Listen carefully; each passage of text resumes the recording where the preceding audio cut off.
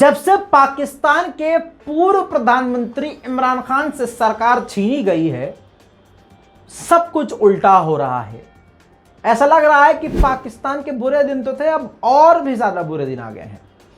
अब इस बात से समझ लीजिए कि पाकिस्तान में अब चीन अपनी खुद की सेना तैनात करना चाहता है, अपने इंटेलिजेंस उतारना चाहता है, अपनी फौज उतारना चाहता है अपने लोगों की सिक्योरिटी के लिए, क्योंकि उसको पाकिस्तान की फौज पर भरोसा नहीं रहा है।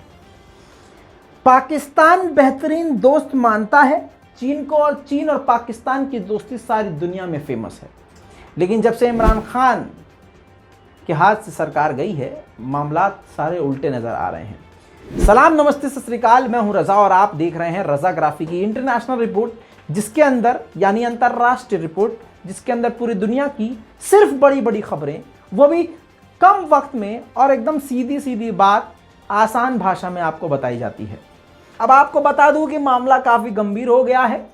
इतना गंभीर कि पहली बार जनरल कमर बाजवा को पाकिस्तान से चीन बुलाया गया, यानी पाकिस्तान के डिफेंस मिनिस्टर को बुलाया गया।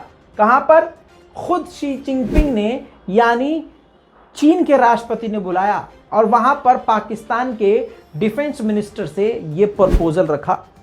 और मामला ये है, वजह क्या दी है चीन ने कहा है कि हमारे लोगों पर हमले बढ़ रहे हैं, हमारे इलाकों में हमले बढ़ रहे हैं, आतंकी संगठन हम पर निशाना साध रहे हैं और आप इसको रोक नहीं पा रहे हैं।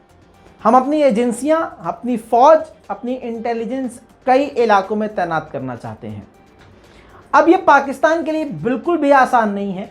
इसी वजह से कमर जावेद बाजवा ने, यानी पाकिस्तान के डिफेंस मिनिस्टर ने वक्त मांगा और वापस पाकिस्तान आ गए।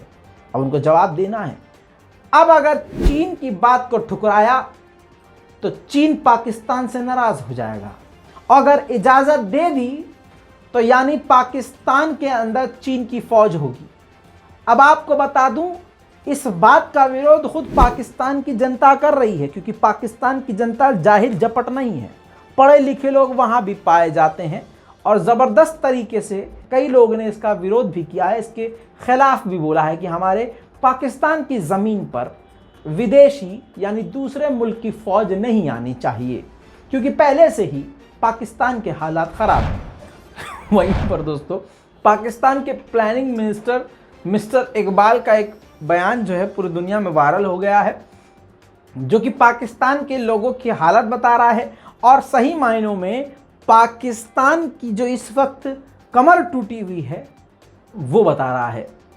बेइज्जती इंटरनेशनल लेवल की मिनिस्टर साहब ने करवा दिया पाकिस्तान की घंघोर तरीके से, कहते हुए पाए गए हैं कि मैं आवाम से गुजारिश करूंगा कि चाय की जो मतलब अगर दिन में 2 कप चाय पीते हैं तो 1 पीजिए, क्योंकि हम चाय भी उधार मंगवाते हैं, उधार लेते हैं, चाय पत्तियां भी।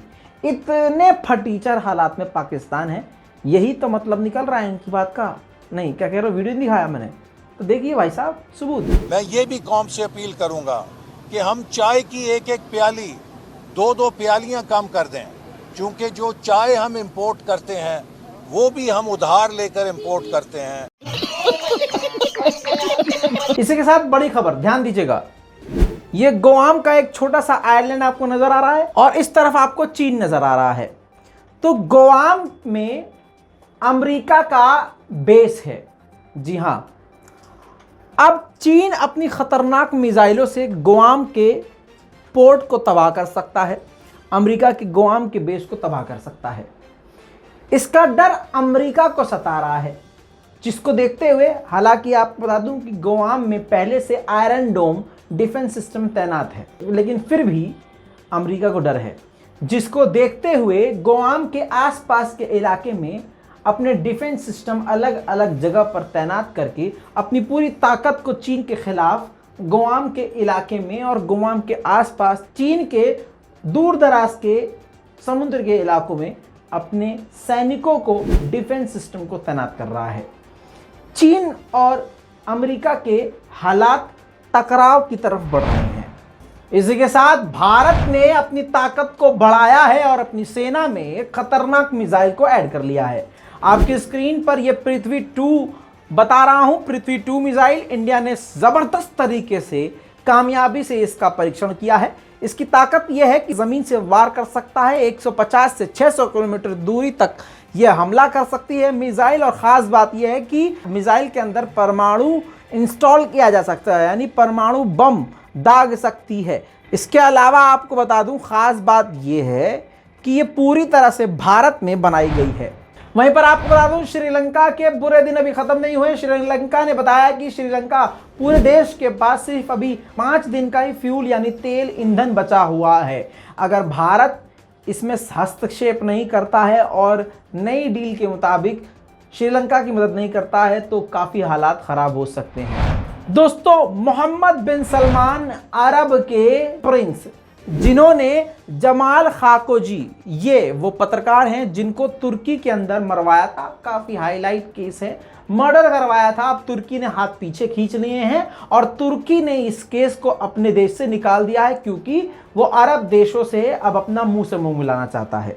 खैर दोस्तों, अब आपको बता दूं कि जमाल खाशोगी को अभी तक इंसाफ तो नहीं मिला है, लेकिन आपको बता दूं, ये वीडियो को ध्यान से देखिए। अमेरिका के सबसे बड़े शहर वॉशिंगटन डीसी के अंदर अरब का, जहां पर यानी सऊदी अरब का जो एम्बेसी है, उसके सामने जो गली है, उस सड़क का नाम बदलकर जमाल खाशोगी वे कर दिया है। अमेरिकी और मुस्लिम्स ने मिलकर, वहां की स्टेट सरकार ने यह काम कर दिखाया है। ये अरब सरकार के मुंह पर जोरदार तमाचा है और अरब के लिए बड़ा झटका है। एक बार फिर से यमन और सऊदी के बीच हालात ख़राब होने की संभावना नज़र आ रही है, क्योंकि 19 यमन के लोगों को सऊदी अरब ने आतंकवादियों की लिस्ट में डाल दिया है और आतंकी घोषित कर दिया है। अब अमेरिका ने तुर्किश मीडिया को जानकारी दी है कि हमने एक दाइश के सीनियर लीडर को सीरिया के अंदर जिंदा गिरफ्तार कर लिया है। दाइश के बारे में अभी जानकारी आई थी, दाइश के एक सीनियर कमांडर को फ्रांस की सेना ने भी गिरफ्तार किया है। ताइवान ने सारी दुनिया को डराने की कोशिश की है। ताइवान ने कहा यह है कि अगर चीन ने हम पर इस वक्त हमला किया तो यूक्रेन वाली स्थिति बन जाएगी, हमारे एक्सपोर्ट्स बंद हो जाएंगे, हम जो निर्यात करते हैं, जो चीज़ें एक्सपोर्ट करते हैं, उससे दुनिया में काफ़ी ज़्यादा उन चीज़ों की कमी होगी और महंगाई बढ़ जाएगी, सभी देश परेशान होंगे।